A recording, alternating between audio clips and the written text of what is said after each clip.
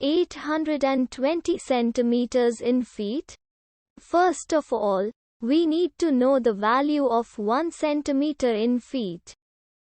It's always 1 centimeter equals 0.03280839895 feet. Now we have to multiply 0.03280839895 by 820. Therefore, 820 centimeters times 0.03280839895 feet equals 26.90288739 feet. So, in other words, 820 centimeters equals 26.90288739 feet. We hope you have enjoyed this video.